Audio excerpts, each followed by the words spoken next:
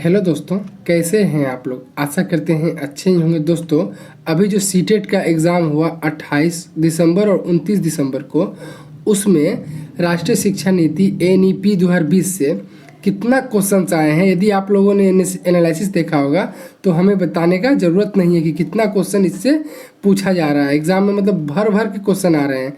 अभी 28-29 को 2 दिन पेपर चला है सीटेट का। आगे आने वाला जितना भी एग्ज़ाम है, जितना भी दिन एग्ज़ाम बचा हुआ है, उसमें कितना इंपॉर्टेंट, मतलब हर डे रोज़ पूछ रहा है इससे क्वेश्चन, वो भी भर भर के।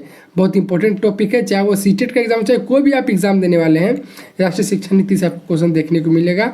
वीडियो का PDF चाहिए, डिस्क्रिप्शन बॉक्स में टेलीग्राम का लिंक दिया हुआ है, या तो एक नंबर व्हाट्सअप दिया हुआ व्हाट्सअप नंबर, वहाँ भी PDF आप ले सकते हैं। तो हम लोग इसका पूरा इंपॉर्टेंट टॉपिक सब, इंपॉर्टेंट क्वेश्चन सब देखने वाले हैं पूरा क्लियर से। यदि आप अपने से पढ़ना चाहोगे इसे, तो आप बहुत बड़ा दिया हुआ ये आपको पढ़ने में, लगभग आप गूगल से पढ़ोगे तो आपको पढ़ने में लगता है 4-5 दिन लग जाएगा। बट ये थोड़ा सा लंबा वीडियो बनेगा, 10-15 मिनट का, पूरा क्लियर हो जाएगा क्वेश्चन आपका, और इससे पूरा क्वेश्चन पूछा जा रहा है। तो आइए हम लोग वीडियो स्टार्ट करते हैं बिना देरी के। देखिए, सबसे पहले बात करें तो देखिए, NEP के निर्माण के लिए जून 2017 में इसरो के पूर्व चीफ डॉक्टर के कस्तूरी रंगन की अध्यक्षता में एक समिति का गठन किया गया था। इस समिति ने मई 2019 में NEP का मसौदा तैयार किया था। सारा इंपॉर्टेंट पॉइंट हम लोग डिस्कशन करने वाले हैं। आप लोग बस, आपसे एक ही रिक्वेस्ट है, आप लोग लास्ट तक बने रहिएगा। इनसे आगे आपके पेपर में जब भी क्वेश्चन पूछा जाएगा, एक भी क्वेश्चन आपसे नहीं छूटने वाला है। देखिए, नेशनल एजुकेशन पॉलिसी 2020 वर्ष 1968 और 1986 के बाद स्वतंत्र भारत की तीसरा शिक्षा नीति होगी। कितनावा शिक्षा नीति? तीसरा शिक्षा नीति होगी। NEP 2020 के तहत केंद्र व राज्य सरकार के सहयोग से शिक्षा क्षेत्र पर GDP के 6% हिस्से के बराबर निवेश का लक्ष्य रखा गया है। आप क्लियर कर लेना, सब हम इम्पोर्टेंट सब चीज़ बता रहे हैं। कितना परसेंट GDP? 6%, याद रखिएगा। आगे बात करें, कैबिनेट द्वारा MHRD का नाम बदलकर एजुकेशन मिनिस्टर करने को भी मंजूरी दी गई है, याद रखिएगा। सीटेट का एग्ज़ाम दे रहे हैं आप, या आगे आपका कोई भी एग्ज़ाम है, बहुत इंपॉर्टेंट टॉपिक है ये। वर्ष 2030 तक अध्यापन के लिए न्यूनतम डिग्री योग्यता 4 वर्षीय एकीकृत BEd डिग्री का होना अनिवार्य किया जाएगा। आगे बात करें इंपॉर्टेंट पॉइंट की, नई शिक्षा नीति के तहत MPhil को समाप्त कर दिया जाएगा। ठीक है, याद रखिएगा ये सब आप। आगे देखिए, बात करते हैं हम लोग इंपॉर्टेंट पॉइंट का। देखिए, समझिएगा ये चीज़। यह नीति वर्तमान की 10+2 वाली स्कूल व्यवस्था को 3 से 18 वर्ष के सभी बच्चों के पाठ्य चर्चा और शिक्षण शास्त्रीय आधार पर 5+3+3+4 की नई व्यवस्था में करने की बात है। देखिए, इसको हम लोग पूरा डिटेल में समझते हैं। 1 मिनट आप रुक के थोड़ा डिटेल में समझ लीजिएगा। देखिए, आपसे क्वेश्चन पूछेगा जो कि फाउंडेशन कितना से कितना ईयर तक का है। तो देखिए, 2 साल वाला चिल्ड्रेन के लिए क्लास 1 से 2, और एज कितना दिया हुआ है? 6 से 8। तो आपको पूछेगा फाउंडेशन में एज कितना है? 6 से 8। और 3 ईयर वाला में देखिए क्या लिखा हुआ है? 3 से 6, मतलब ये है 5, 3 2 मिला के 5 हो जाएगा। 5 3 3 4 का नीति है। पहले वाला में नो एग्ज़ाम होगा, ठीक है। और दूसरे वाला हम बात करें तो प्रीपेरेटरी में कितना है? 3 ईयर। क्लास है 3 से 5 तक, एज है 8 से 11। आपको सब कुछ पूछेगा, पूछ देगा मिडिल का कितना ईयर तक का है? तो 3 ईयर। उसमें क्लास कितना है? 6 से 8, और एज कितना है? 11 से 14।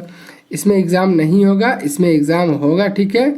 और उसके बाद इस मिडिल वाला में क्या अच्छा किया गया है कि कंप्यूटर और वोकेशनल होगा, ठीक है। 3 वाला में कंप्यूटर और वोकेशनल होगा। सेकेंडरी वाला का ईयर कितना है? 4 ईयर्स। क्लास 9 to 12, और एज 14 से 18 दिया हुआ है, ठीक है। ये मल्टीपल सब्जेक्ट होगा। इसमें क्या है, देखिए, सेकेंडरी वाला हम अच्छा समझाते हैं आपको। मतलब क्या था पहले कि आप आर्ट्स लिए हैं तो 8 सब्जेक्ट ही आपको पढ़ना पड़ेगा, साइंस नहीं पढ़ सकते हैं। साइंस लिए हैं तो आर्ट्स से मतलब लेने की, अब ऐसा नहीं है। मल्टीपल सब्जेक्ट आपको चुनने का ऑप्शन मिलेगा। मतलब आप आर्ट्स भी लिए हैं, आपको पढ़ने का मन है साइंस, तो आप पढ़ सकते हैं। तो ये चीज़ है, आप लोग पूरा इसको डिटेल में अच्छा से देख लीजिएगा। इससे काफ़ी क्वेश्चन पूछे जाने वाला है आगे।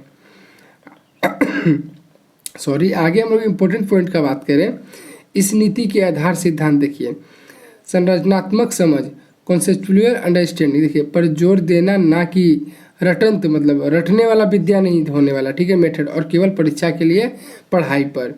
बहुभाषिकता और विविधता को प्रोत्साहन देना, क्योंकि बहुभाषी होने के उच्च संज्ञानात्मक लाभ होते हैं। आगे देखिए इंपॉर्टेंट पॉइंट, सीखने के लिए सतत मूल्यांकन, कंटिन्यूअस इवेल्युएशन पर जोर देना, ना कि साल के अंत में होने वाली परीक्षाओं को केंद्र में रखकर शिक्षण हो, और मूल्यांकन का उद्देश्य बच्चों को सीखने की प्रक्रिया में मदद करना भी है, ठीक है। आगे देखिए इंपॉर्टेंट पॉइंट, छात्रों की प्रोग्रेस के मूल्यांकन इवेल्युएशन के लिए परख नामक एक नए नेशनल असेसमेंट सेंटर की स्थापना की जाएगी। किस नाम का? परख नाम का, याद रखिएगा आप लोग। इसका पीडीएफ आप लोग डिस्क्रिप्शन बॉक्स में टेलीग्राम का लिंक जैसे ज्वाइन कर लीजिएगा, तो एक व्हाट्सएप नंबर मिलेगा, वहाँ पे पीडीएफ आप ले सकते हैं।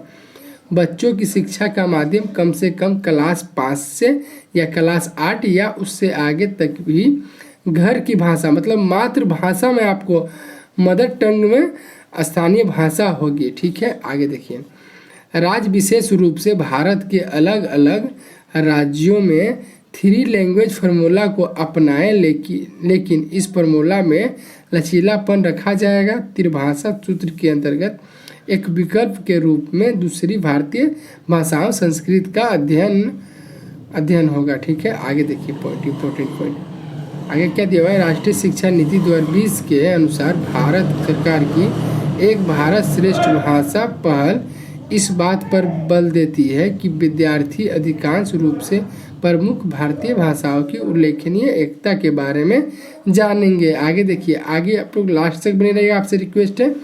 और कुछ इंपॉर्टेंट पॉइंट बचा हुआ है, हम लोग उनको भी देख लेते हैं। कक्षा 6 के लिए एक अतिरिक्त भाषा के रूप में शास्त्रीय भाषा क्लासिकल लैंग्वेज तमिल, तेलुगु, कन्नड़ा, मलयालम, ओडिशा, पेली और फारसी आदि का अध्ययन है।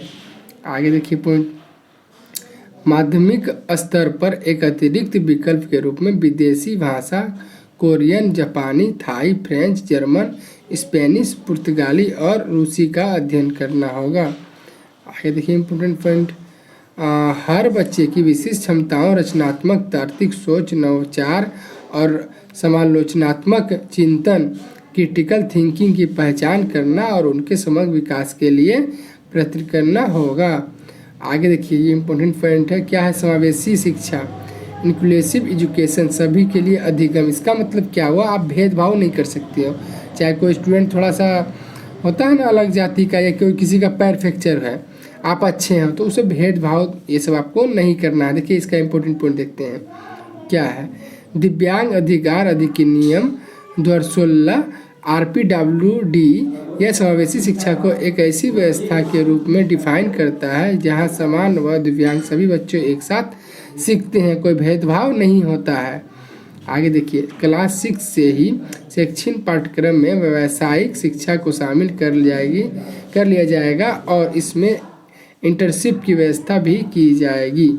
आगे देखिए, पाठ्यक्रम की विषय वस्तु को प्रत्येक सब्जेक्ट में कम करके इसे बेहद बुनियादी चीज़ों पर केंद्रित किया जाएगा ताकि आलोचनात्मक चिंतन, खोज आधारित, चर्चा आधारित, विश्लेषण आधारित अधिगम पर जरूरी ध्यान दिया जा सके। आगे देखिए लास्ट पॉइंट बचा हुआ है, राष्ट्रीय पाठ्यपुस्तकें स्कूल के करिकुलम में कमी, लचीलापन और रट कर सीखने के बजाय रचनावादी सीखने के तरीके पर जोर देने के साथ साथ स्कूल की नेशनल टेक्स्ट बुक में भी बदलाव होना चाहिए। आगे क्या लो, ECCE yearly childhood care and education के में मुख्य रूप से लचीला, बहुआयामी, खेल आधारित, गतिविधि आधारित, खोज आधारित, बहुआयामी और बहुस्तरीय शिक्षा को शामिल किया गया है इसमें नई शिक्षा नीति में, ठीक है। स्कूल तैयार मॉड्यूल यह एक 3 महीने का प्ले आधारित मॉड्यूल है जो NCERT और SCERT द्वारा उन बच्चों के लिए बनाया जाएगा जो क्लास 1 में एडमिशन के कुछ ही हफ्ते बाद अपने सहपाठी से बिछड़ जाते हैं, ठीक है। आगे क्या है, NEP 2020 के अनुसार लर्निंग अधिगम प्रयोगात्मक एक्सपेंसियल होना चाहिए जिसमें स्वयं करके सीखना, लर्निंग बाय डूइंग, और प्रत्येक सब्जेक्ट में कला और खेल को एकत्रित किया जाएगा। तो देखिए, राष्ट्रीय शिक्षा नीति NEP 2020 से जितने भी इम्पोर्टेंट प्रश्न बन सकते थे हम लोग सारे देख लिए। इसी को आप अपने खुद से पढ़ने जाइएगा तो आपको बहुत दिन लग जाएगा, ठीक है। बाकी इससे भर भर के सीटेट में क्वेश्चन पूछा जा रहा है। इसके अलावा सीटेट के अलावा अन्य किसी भी एग्ज़ाम में खूब क्वेश्चन इससे पूछा जाता है। तो मेहनत पसंद आए तो प्लीज़ वीडियो को लाइक, चैनल को सब्सक्राइब कीजिएगा और अपने ग्रुप वगैरह में शेयर जरूर कीजिएगा। चलिए मिलेंगे नेक्स्ट वीडियो के साथ, तब तक के लिए जय हिंद, जय भारत, वंदे मातरम।